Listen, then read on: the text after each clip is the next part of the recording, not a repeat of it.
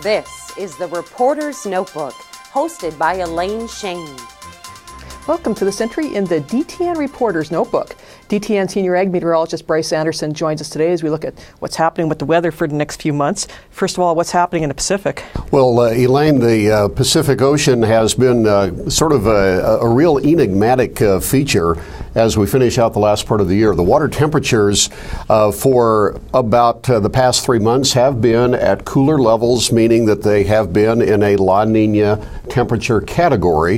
The atmosphere official indicators are still kind of neutral, but the overall impact from the ocean currents and in terms of sea level changes and so forth have been La Niña-like. And so I think that at this point we do have to say that we have a weak La Niña pattern going, and it's likely to be at least a fairly significant part of the winter weather pattern. So how's this going to affect North America? Well, I think the feature that we need to look for the most is that over the Midwest and then through the eastern U.S., so we will see some colder than normal temperatures. Now, this is going to be different than last year.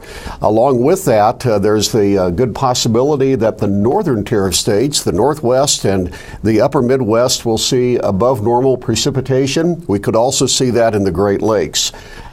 When you get farther south in the southern plains through the southeast, they're pretty dry there right now. It looks like they are going to stay on the dry side. Which is bad news for them. Well, it certainly is. I mean, we've seen the southeastern U.S. go from being, basically well supplied on soil moisture just about 8 months ago to having extreme to exceptional drought right now. And there have also been dry areas start to creep up as far north as central Illinois and even into parts of the Central Plains, of course. So this drier trend is one that's going to get a lot of attention and a lot of concern as we go through the winter.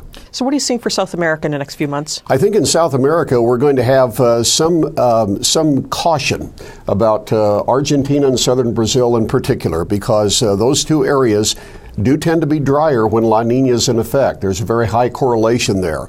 And it's that part of South America that is going to, I think, get the most concern, especially since there are projections for some very good crops from South America this coming season. Thanks, Bryce. You're welcome. With Bryce Anderson, I'm Elaine Shane, and that's today's entry in the DTN Reporter's Notebook. Thanks for joining us, and have a good evening from DTN. This has been the Reporter's Notebook from the DTN Progressive Farmer Newsroom.